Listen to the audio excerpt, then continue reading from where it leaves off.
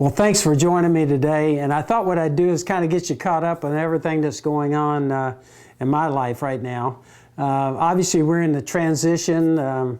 Cindy, my assistant that was with me there in Washington, she went with me from racing to Washington with football, lived those 4 years with me, and now she's coming back into racing. We had a big meeting here with the race team today, and as I kind of transition here, I'll talk to you a lot about the race team and some of the team building aspects and everything of racing. Some of the things that happen to you down here obviously would be traumatic for us, and the changeover and coming back to racing is exciting for us. Cindy, this morning, we had a big team meeting here, and she was kind of sharing some of the things that she said she had a lot of stories she wanted to share from football, all the crazy things that happened to us. And she was talking this morning about the fact that the first year she was there, she was telling the race team she wanted to get everybody's name, all the players' names, and get to know them on a personal basis, and very similar to like here in racing. And she shared with them that she did that the first year. It came down towards the end of that first season, and we had to make some cuts. And one of the players that she actually got to be the closest to, she kind of heard him outside the office one day crying. And she walked out there, she looked, and she goes, "Oh my gosh." And she thought maybe something had happened traumatically in his family, and he turned to her and he said, "No," so I just got cut. She walked in my room, which she did, slammed the door, and she goes, "What are you doing? You cut Jimmy." And the bottom line is she gave me a good lecture. I hated that aspect of it too. But a lot of the things that we experienced there in Washington, I kind of felt like you guys went with me as we went through the adversity, the thrill of the great victories that we had. I was really excited about the fact that I feel like those 4 years in Washington, we got the team pointed back in the right direction. We got a lot of great players there right now. We were in the playoffs 2 out of the last 3 years, and so my hope is that we find the right coach for the Redskins, and Dan is hard at it in that process. I wanted to share a little bit with you about the head coaching process of looking for the new head coach. I really feel like I've tried to stay out of the process, and I think a lot of people took that as a negative, where I was negative to what was going on. That's not the case at all. I think Dan has done a great job. It's extremely hard when you think about this. We got a late start because we're finished the playoffs, and when I sat down and talked to Dan about stepping down, we were already 2 weeks late. So we got a late start. Dan's been working nonstop. I know for a fact he's been up to 2 and 3 o'clock in the morning because he called me on some of those mornings. It's a lot to go through and looking for a coach. I think in the end, if we just give Dan time, I think in the end he's going to make a great choice for the Redskins and the Redskin organization. I also think there's going to be a lot of continuity on the coaching staff. As you all know, we lost Greg Williams in the process, and we lost Al Saunders, the two coordinators, but we also have appointed Greg Blosh to be the defensive coordinator, and I have great confidence in Greg. I felt like he was somebody that was very, very loyal to me and did a great job there. I think he'll make a great defensive coordinator. I think most of the players feel the same way.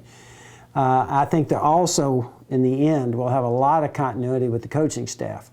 When I talked to Greg Williams and I talked to Al Saunders, both of them, as we talked and kind of shared about what had happened there, they've been around a long time, and they both know that sometimes things just don't work out. So I think if we give Dan time, he's going to make a great choice for us. I think we all need to be praying about that for the right coach for the Redskins. Well, from a racing standpoint, we're getting ready for Daytona. Can you believe that? Next week.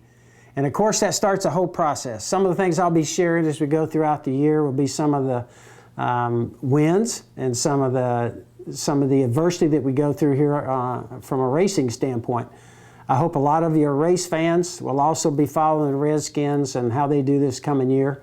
But as we transition here, I hope a lot of you will keep tuning in as we try and keep you caught up with what's going on in my life, and try and share a few things that I'm going through and what God is allowing me to go through. One of the things that we're going to be doing here over this next period of months is going to be trying to, as you guys know, I talk a lot about the game plan for life. I kind of look at life, and you've heard me say this, is like a game. You and I are the players.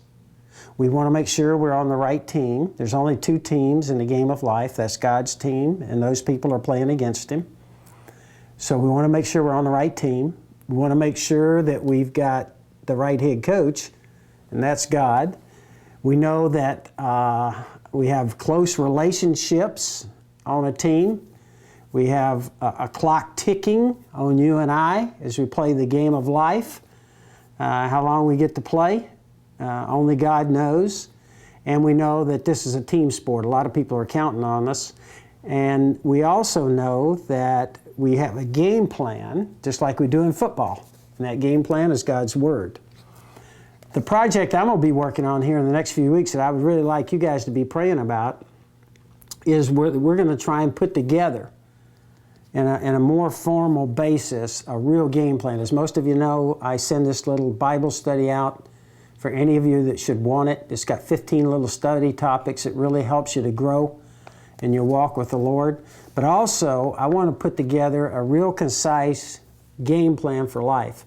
And what we're trying to do there right now, we're going through a process of trying to determine the 10 most important topics, relevant topics, to you and I living a successful life. We all want to be successful. We all want to win in the game of life. And so we're trying to put together those 10 topics, and then we're going to go out and try and reach out to 10 experts that have written in that field, put that together in a concise game plan, okay, that's easy to read, and then get it out to you. So maybe some of you, as we kind of take a look at our list here, maybe some of you are dealing with finances right now. Some of you may want to know about the apologetics, the validity of the Bible. Some of you may have some questions about life, the Trinity, health, addictions, all of those things. So we're trying to clarify those 10 basic topics, and then we're going to be reaching out and trying to put that together in the form of a little game plan. Well, I wanted to spend the day just kind of getting you caught up. We're preparing here to head to Daytona and start racing. I think there's going to be some wild things happening down there that I'll try and get updated with you next week. And I want to kind of end this little session with kind of a little game plan verse for me as I take off in this next portion of my life. And that game plan verse is James 4:10. And basically what God says there is to humble yourselves before the Lord, and He will lift you up. That's my prayer for each one of us out there today, and that's the spirit that I'm going to try and go forward with.